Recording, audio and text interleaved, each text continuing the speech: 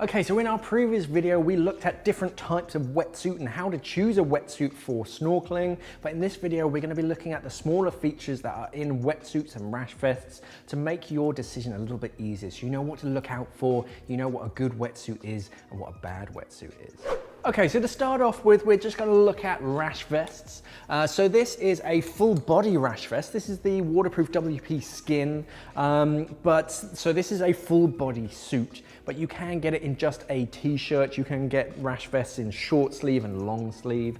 The rash vest is better than your traditional t-shirt because it doesn't have the same kind of grinning, which basically means when it's wet and when it's stretched, it's not going to allow the sun to kind of penetrate through. So it's going to protect you from the sun, especially when you're diving or snorkeling in sort of warmer waters. Incredibly flexible as well. So, so when you find a rash vest, if you give it a stretch and then look through it, you shouldn't be able to see any kind of light coming through it. You will be able to get a small amount, but you don't want tons of light getting through it. The material itself should be nice and smooth, and the stitching as well. So this is flat lock stitching. So you've got kind of 4 rows of stitching. This is very smooth against your skin, so you're not going to get any kind of rubbing. And really you're looking at that material. It's really good to have a few different rash vests in front of you and really kind of touch and feel them. Because while some have, this one for example is UPF 50, so that's like sunscreen sort of levels of protection. And when you hold it up against a different one, you can get some all the way up to like UPF 80. The 80 ones, they feel a little bit thicker. When you stretch them, you can't see quite as much light coming through, so they protect you that much better. But then you can get some cheap ones that you get just on the seaside, for example, and the material, it starts to wear out really quickly, especially when it gets wet, ironically. So, so over time, this material almost becomes sort of thread worn, and it gets much thinner, and of course it's not going to protect you. So it's always worth going for a more expensive one, just to keep that kind of longevity and protect you. Because even when you're wearing it, if the material starts to wear out, it's not going to be protecting you anymore, but you might think it's protecting you.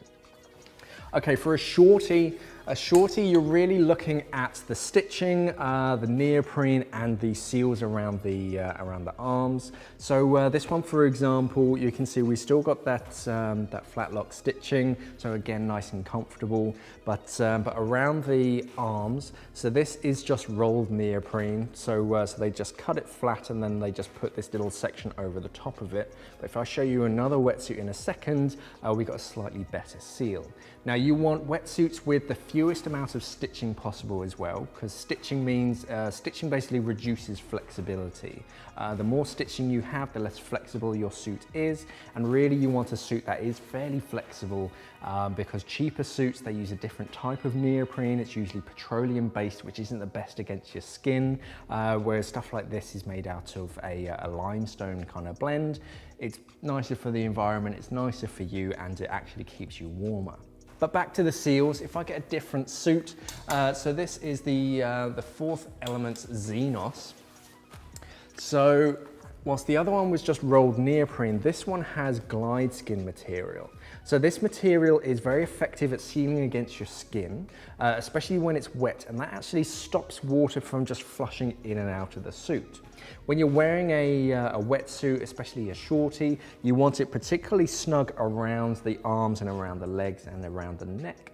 Because if it's big and baggy, that's just going to allow cold water just to flush in, go through the suit and flush out. So that's just going to get you colder and colder.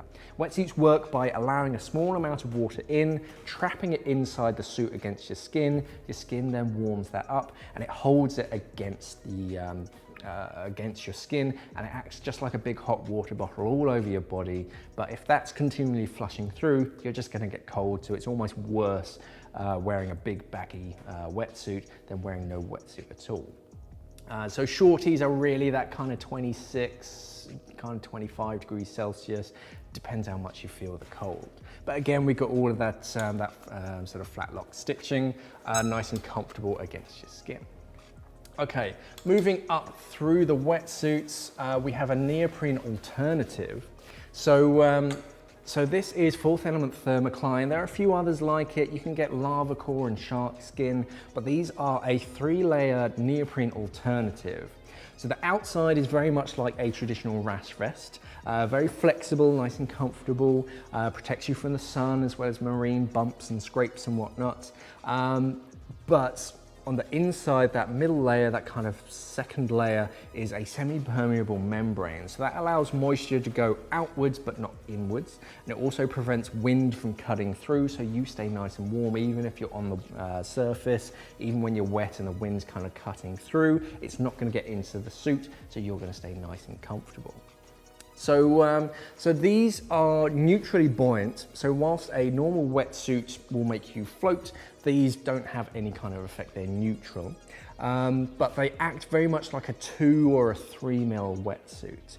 And of course they come in different configurations. So in this kind of material, you can get just a shirt and then separate bottoms. So that makes it very easy to get on and take off. And you can customize exactly what you wear. You can just wear the top and then just board shorts. So it's very much up to you. It's very easy to customize and configure exactly what's covered. So these are a fantastic alternative. They're nice and thermal, so they're going to keep you nice and warm, but they're not too big, bulky, and they're neutrally buoyant.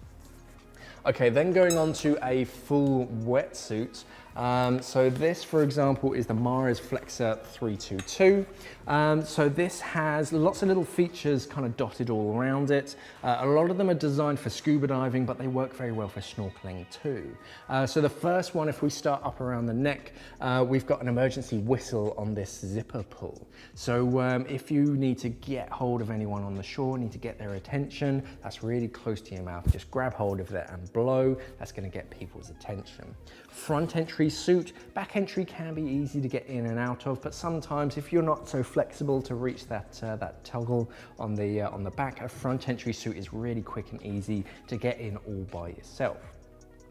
This, as the name suggests, 322, you have different sections or different thickness sections of neoprene all over it. So 322 means we've got a 3 mil section over the torso. So that's the real thermal capacity. That's keeping your chest and your body nice and warm. But where you need more flexibility around the arms, around the knees, that thins down to 2 mil of neoprene. So you still get a little bit of thermal capacity, but you get much more flexibility. So you can move around and it doesn't sort of encompass you in any way.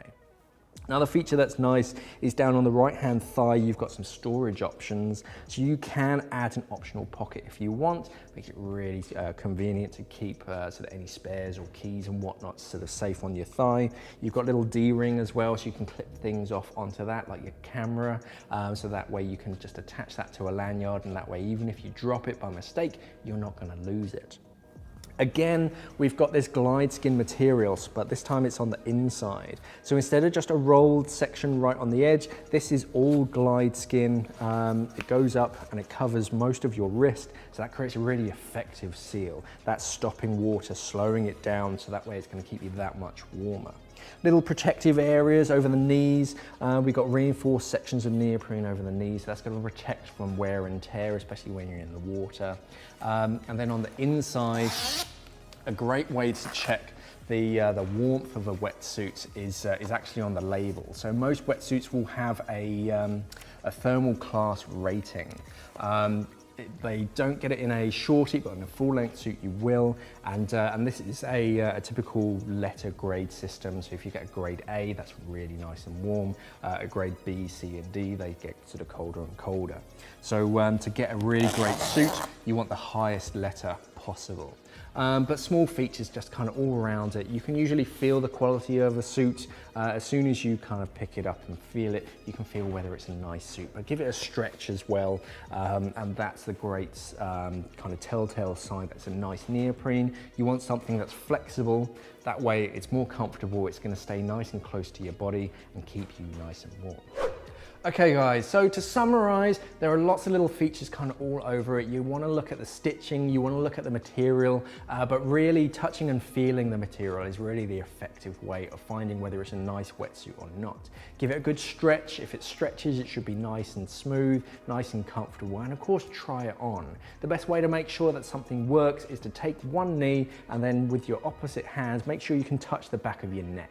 If you feel any kind of stretching or you can't reach the back of your neck, it's probably too small. And you don't want it too big neither. If you've got big sort of baggy sections around the neck and around the cuffs, then the suit's too big and it's not going to keep you nice and warm. But let others know in the comments below what features you look out for in a wetsuit while snorkeling. Thanks for watching and safe diving. We are an online dive store serving the UK and the world for all your diving equipment needs. So why not visit us at simplyscuba.com or click the box on your screen.